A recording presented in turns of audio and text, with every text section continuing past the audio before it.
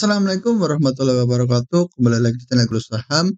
Di kesempatan video kali ini kita tidak akan membahas analisa terlebih dahulu, akan tetapi di sini kita akan membahas beberapa tips-tips strategi trading secara mendalam mengenai smart money konsep.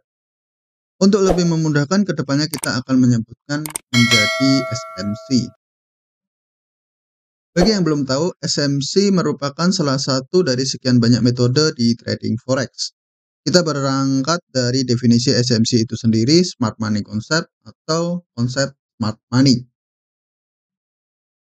Arti konsep-konsep yang mempelajari bagaimana pergerakan smart money di dalam market dan bagaimana kita dapat memanfaatkan untuk membangun trading plan yang profitable.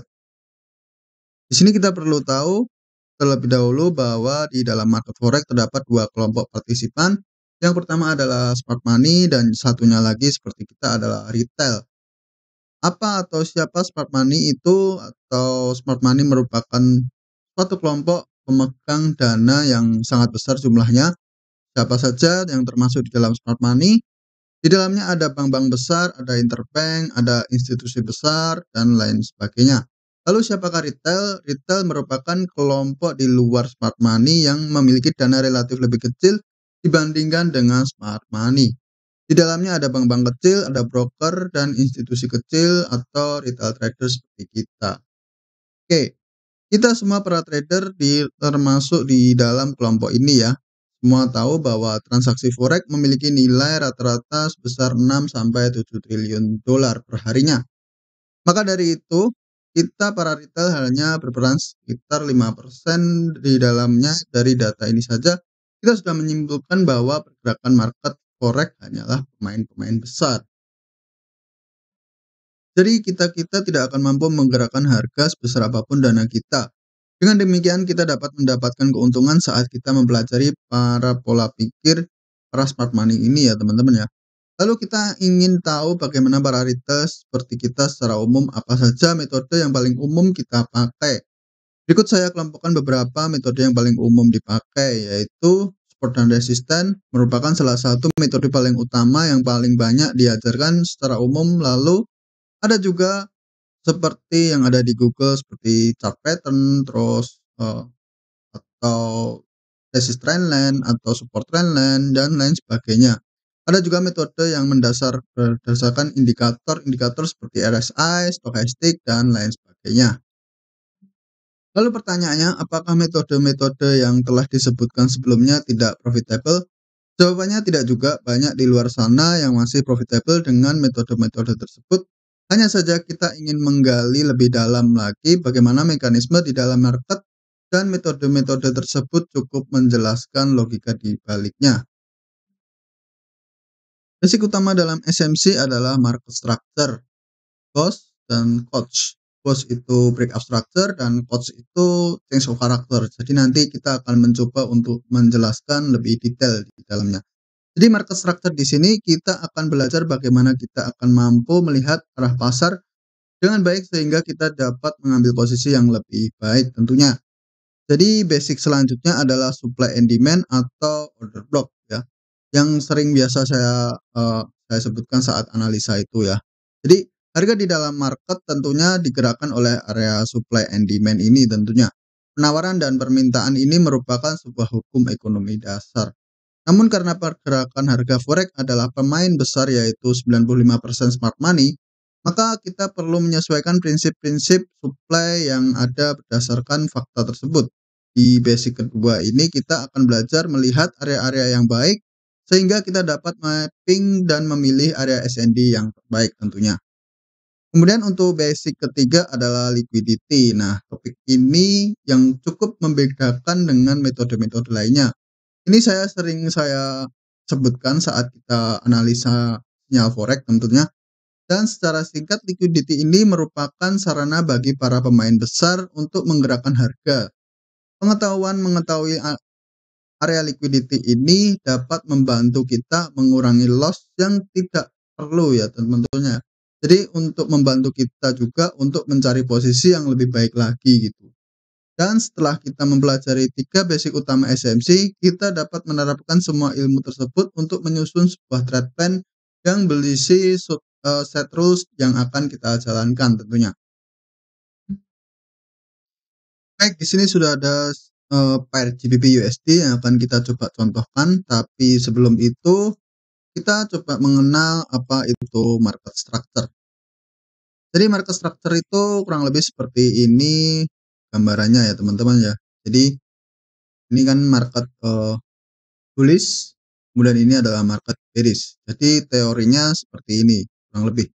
Jadi di sini dia ada higher high, higher low, higher high, higher low, higher high, higher low, dan higher high. Kemudian untuk market bearish ya sebaliknya ya. Jadi ada lower low, lower high, lower low, lower high, lower low, lower high, dan lower low. Tapi teori ini tidak semulus ini ya teman-teman juga kalau di market ya. Kurang lebih kalau yang di bawah ini mendekati aslinya gitu. Jadi kadang ada seperti ini. Jadi ini higher high-nya, ini higher low-nya, ini higher high, kemudian ada internal structure juga seperti ini. Jadi mengecoh ya ini ya. Ini bisa dikatakan internal structure, kemudian ini adalah higher low-nya. Kemudian ada higher high, kemudian di sini biasa disebut liquidity juga bisa. Kemudian di sini jadi higher low, higher high. Nah, higher high kemudian untuk di bearish marketnya kurang lebih juga sama seperti ini. Ya ini mendekati keadaan market sebenarnya ya teman-teman ya. Walaupun bahkan bisa lebih rumit atau bisa lebih simple gitu. Jadi di sini lower low, lower high, kemudian dia break up structure di sini menciptakan lower low, kemudian di sini ada lower high ya, lower high. Kemudian di sini ada lower low, kemudian di sini jadi lower high dan lower low. Jadi case-nya itu kurang lebih seperti ini ya. Jadi nanti saya coba contohkan untuk beberapa case kalau perubahan arah seperti dari bullish ke bearish atau bearish ke bullish ya. Jadi di sini untuk bisa dikatakan break up structure, harga perlu break strong high di sini ya. Harga perlu break strong high di sini atau swing high di sini, lalu menciptakan higher high. Ketika dia menciptakan higher high, dia mungkin akan koreksi terlebih dahulu. Yang jelas koreksinya itu dia tidak melebihi higher low sebelumnya. Nah, jadi ini bisa jadi masih jadi area uh, strong low atau swing low. Kemudian di sini ada di area swing low berikutnya atau strong low berikutnya. Kemudian harga naik, kemudian harga break higher high dan menciptakan new higher high ya teman-teman ya. Kemudian harga kembali retest, menciptakan structure di sini atau swing low di sini atau strong low. Dan kemudian harga break lagi di sini ya. Jadi break up structure ini adalah meneruskan sebuah trend untuk sebuah market ya teman-teman ya. Untuk bearish juga kurang lebih sama seperti itu.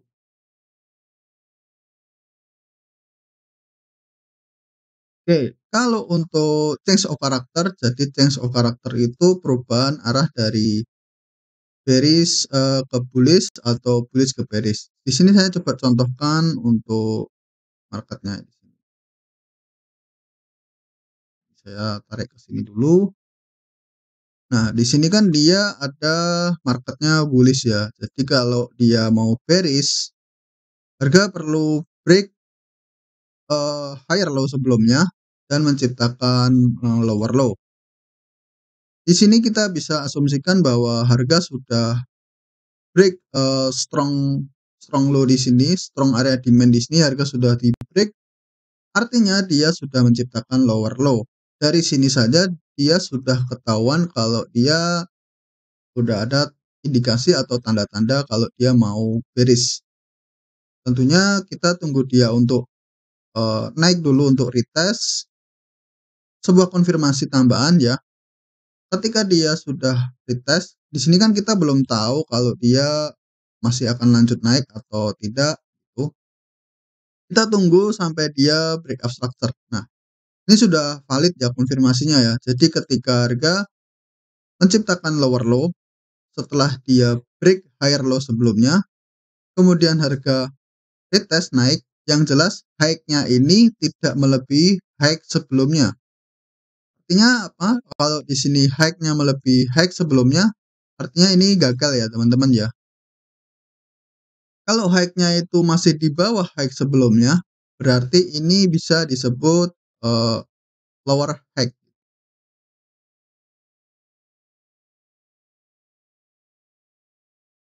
Ya, seperti ini. Jadi ini bisa disebut lower high.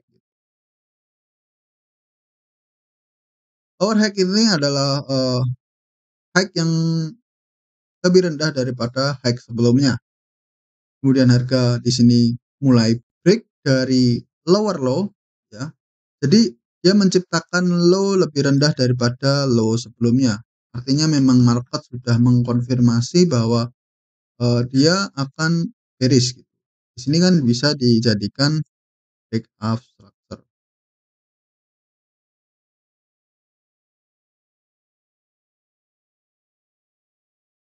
Nah, seperti ini. Jadi kalau kita lihat kasusnya seperti ini, dia sudah bearish teman-teman ya. Jadi kita tinggal tunggu atau kita tinggal tunggu dia masuk retest kembali menciptakan lower high, lalu kita entry sell atau kita bisa tunggu saat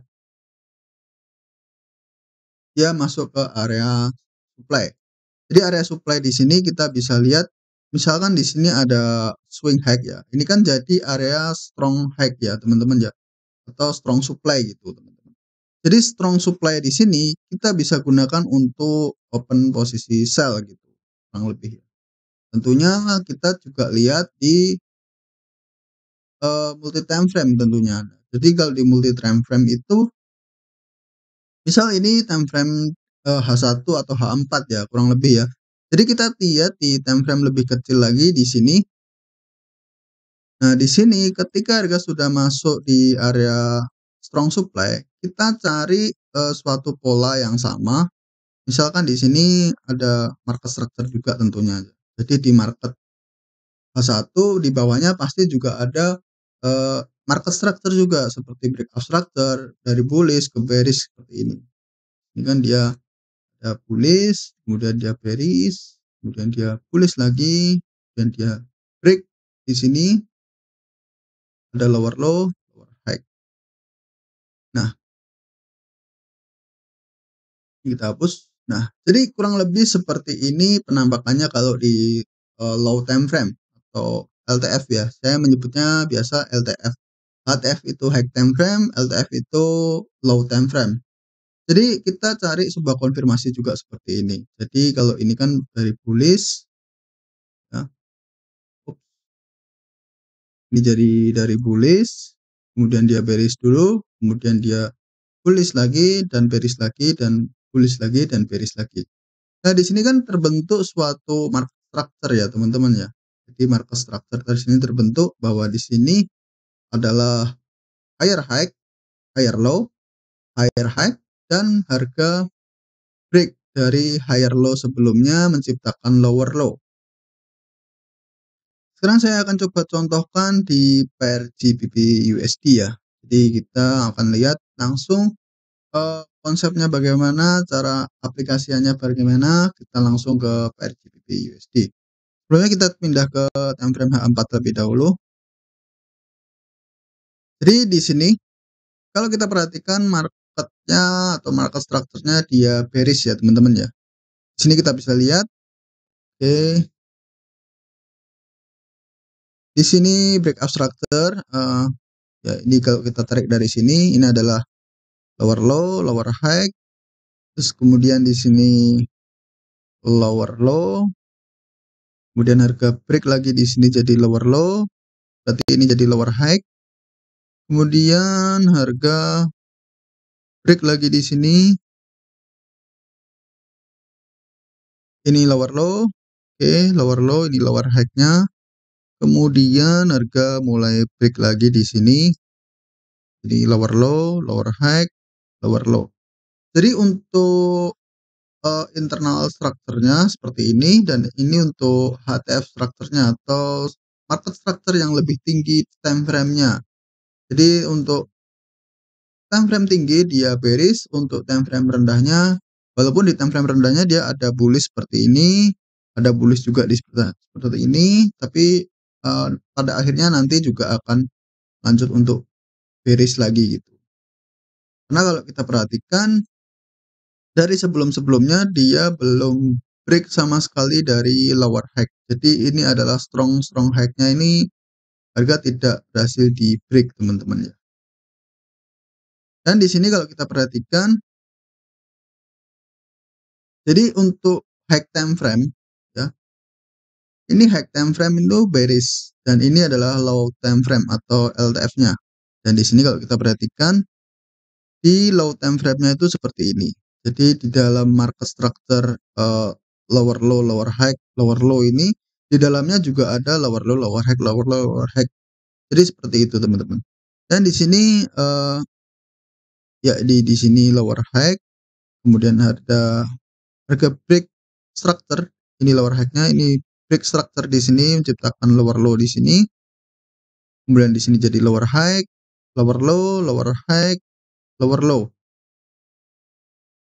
Nah, berarti harga sudah menciptakan lower low di sini. Artinya di sini adalah lower high. Kemudian harga break di sini ya. Break di sini saya pakai close candle ya. Walaupun ada beberapa yang pakai sekedar wick aja, ini juga sudah dipakai untuk break of structure. Tetapi untuk break of structure saya sendiri pribadi saya pakai yang close candle seperti ini. Jadi konfirmasinya itu lebih valid gitu kalau sudah close candle seperti ini. Jadi seperti ini yang saya pakai.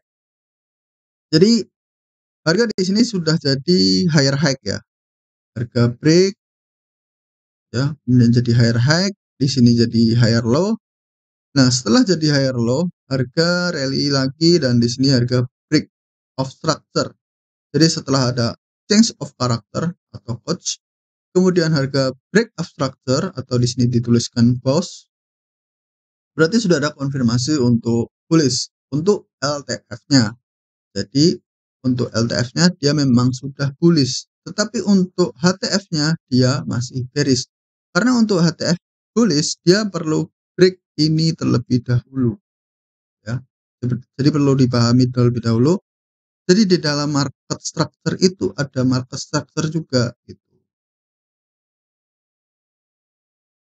Jadi bisa jadi ada beberapa orang trading, wah ini bullish. Ada juga beberapa yang mengatakan ini bearish. Gak ada yang salah keduanya, karena bisa jadi pandangan kedua orang yang sudah analisa itu beda time frame juga beda strategi juga gitu. Nah, di sini harga sudah ada higher high, higher low, kemudian di sini higher high, higher low, higher high ya. Ini saya close candle di sini dan di sini kalau kita perhatikan eh harga adanya quotes atau change of character di sini ya. Nah, di sini sudah ada change of character, jadi kita bisa asumsikan bahwa marketnya dia sudah bearish. Kalau kita perhatikan di sini, harga sudah menciptakan lower low di sini. Harga sudah menciptakan lower low, kita bisa langsung ambil posisi sell sebenarnya ketika harga sudah mencapai area supply. Karena di sini kalau kita perhatikan market structure-nya dia memang bearish ya. Dia bearish ya. Dia break up structure dan dia koreksi, berarti di sini jadi area lower high untuk high time frame-nya. Setelah ini sudah terkonfirmasi bahwa ini adalah lower high di high time frame, karena di sini sudah adanya lower low setelah ada konfirmasi coach di sini, berarti kita bisa coba ambil posisi sell. Oke, ini kita tulis lower low. Di mana kita bisa sell, kita bisa cari area strong high-nya atau strong supply-nya. Nah, misalkan katakanlah di sini. Di sini kita bisa cari ambil posisi sell seperti ini. Jadi kita bisa ambil posisi sell di sini dan stop loss-nya di atas lower high atau higher high terakhir gitu. Dan untuk masalah TP-nya kita bisa ambil TP di lower low di high time frame. Nah, di sini kalau kita perhatikan ini lower low, lower low, lower low. Karena di sini sudah ada konfirmasi untuk kembali bullish atau kembali meneruskan tren bearish-nya di high time frame. Jadi kita bisa ambil posisi sell dengan TP di lower low terakhir. Jadi ini kita tarik ke sini dan kita bisa dapat risk and reward 1:5. Itu risk and reward cukup besar teman-teman untuk trading di GBP USD ya teman-teman ya. Dengan metode smart money concept seperti ini kita bisa dapat risk and reward yang cukup besar teman-teman. Tentunya kita juga harus disiplin gitu. Nah, di sini kan juga sudah ada breakout structure lagi untuk meneruskan untuk breakout structure-nya. Nah, di sini kan dia juga breakout structure untuk meneruskan tren bearish-nya. Setelah dia bearish, di sini dia juga ada breakout structure lagi di sini. Kemudian breakout structure lagi di sini. Dan seterusnya. Oke.